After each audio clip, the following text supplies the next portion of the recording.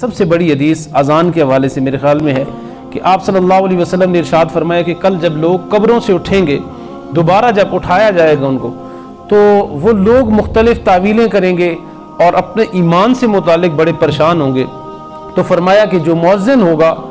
تو اس کی جو اذان کی آواز ہے وہ جدھر جدھر جاتی ہے گونجتی ہے، جہاں جہاں تک اس کی آواز جاتی ہے وہاں پہ سننے والے درخت ہیں، چرند پرندے، پتھر ہیں، شجر ہیں، حجر ہیں، جو بھی ہے وہ فرمایا قیامت کے دن اس بندے کے ایمان کی گواہی دے گا۔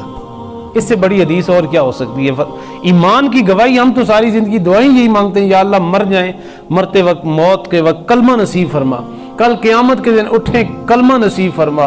حضور کی شفاعت ہمیں نصیب فرما۔ یہ ساری دعائیں تو ہم مانگتے رہتے ہیں۔ تو اگر یہ ساری بے جان چیزیں ہمارے لیے اگر قیامت کے دن ہمارے ایمان کی گواہی دے دیں، اس سے بڑی بات اور کیا ہو سکتی ہے؟ پھر حضور پاک صلی اللہ علیہ وسلم نے ارشاد فرمایا جب حساب کتاب کا معاملہ چل رہا ہوگا تو کچھ لوگ ہوں گے جن کی گردنیں بڑی اونچی ہوں گی، وہ نمایاں نظر آ رہے ہوں گے، تو پوچھا جائے گا کہ یہ کون لوگ ہیں؟ تو فرمایا فرشتے بتائیں گے کہ یہ رسول پاک صلی اللہ علیہ وسلم کی امت کے مؤذن ہیں، جو ان کو اللہ تعالیٰ نے یہ عظمت اور یہ شان اور یہ فضیلت عطا فرمائی ہے۔ اور اس لیے اذان کے اندر کوشش کیا کریں کہ بڑھ چڑھ کر اس عبادت کے اندر اپنا حصہ ملایا کریں، تاکہ کل قیامت کے دن ہم بھی رسول پاک صلی اللہ علیہ وسلم اور اللہ تعالیٰ کی بارگاہ کے اندر سرخرو ہو سکیں۔ پہلی صف کے اندر جو بندہ چلا آتا ہے، بیٹھتا ہے، اس کے حوالے سے بھی حضرت ابو ہریرہ فرماتے ہیں کہ نبی صلی اللہ علیہ وسلم نے ارشاد فرمایا اگر لوگ یہ جان لیتے کہ اذان اور صف اول میں کیا فرق ہے، اجر ہے، تو پھر وہ بغیر قرعہ ڈالے نہ پاتے تو اس پر قرعہ اندازی کرتے۔ یعنی اگر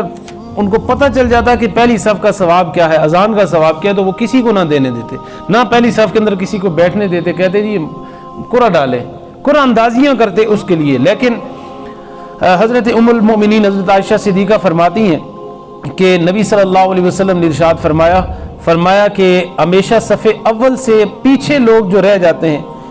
اور یہاں تک کہ فرمایا وہ اللہ تعالیٰ کی رحمت سے بھی پیچھے چلے جاتے ہیں، جو پیچھے ہوتے رہتے ہیں وہ ادھر پیچھے بھاگتے ہیں، وہاں دیوار کے ساتھ ٹیک لگانا، پیچھے بھاگنا، حضرت عائشہ فرماتی ہیں اللہ تعالیٰ کی رحمت سے وہ پیچھے ہو جاتے ہیں۔ حضرت انس فرماتے ہیں کہ صف مقدم یعنی پہلی صف کو پورا کرو، پھر اس کو جو اس کے بعد ہو، اگر اس میں کچھ کمی ہو تو پھر پچھلی میں جاؤ۔ یعنی یہ طریقہ کار بتایا گیا ہے جو ہم روزانہ بتاتے بھی رہتے ہیں، پہلے والی صف کو مکمل کریں، جب وہ مکمل ہو پھر دوسری، پھر تیسری، پھر چوتھی۔ اگلی صف نامکمل ہو تو پچھلی صف کے اندر جانے کی یہ اجازت نہیں ہے۔ اور اسی طرح سے علامہ نظام الدین لکھتے ہیں کہ مردوں کی پہلی صف کے امام قریب ہو دوسری سے افضل ہے، اور دوسری تیسری سے افضل ہے۔ اور اسی طرح سے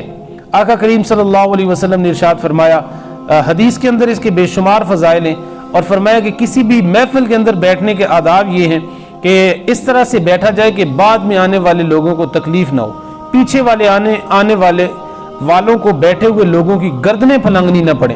یہ مسئلہ نہ صرف اپنا محفل کے اندر بیٹھنے کا ہے، بلکہ اگر ہم کسی محفل کے اندر، مجلس کے اندر کہیں پہ گاڑی اپنی کھڑی کر دیں، اس کا بھی یہی مسئلہ ہے کہ اپنی گاڑی، اپنے موٹر سائیکل کو اس انداز سے کھڑا کریں کہ بعد میں آنے والوں کو تکلیف نہ ہو یا نکالنے والوں کو تکلیف نہ ہو۔ یہ مسئلہ بھی ہمیں ضمناً سمجھنا چاہیے۔ حضرت سہیل بن معاذ ابن انس روایت کرتے ہیں کہ رسول پاک صلی اللہ علیہ وسلم نے ارشاد فرمایا جو شخص جمعہ کے دن لوگوں کی گردنیں پھلانگتا ہے وہ اپنے لیے جہنم کی طرف پل بنا رہا ہوتا ہے۔ تو اس لیے گردنیں پھلانگنے کے بجائے پہلی کوشش کرنی چاہیے کہ انسان پہلی صف کے اندر آ کے شامل ہو جائے۔ پہلی صف کا جو اجر ہے وہ دوسری کا نہیں ہے، جو دوسری کا ہے وہ تیسری کا نہیں ہے۔ اس لیے کوشش کریں کہ جمعہ کے دن اور عام نمازوں کے اندر پہلی صف کے اندر پہلے صف سے آگے شامل ہو جائیں، تاکہ اس کا اجر بھی ہمیں ملے اور پھر تکبیر اولیٰ کے ساتھ نماز پڑھنے کا اجر بھی ہمیں اللہ تعالیٰ عطا فرمائے۔ وما علینا الا البلاغ المبین۔ آمین آمین۔ اللہم صلی علی سیدنا و نبینا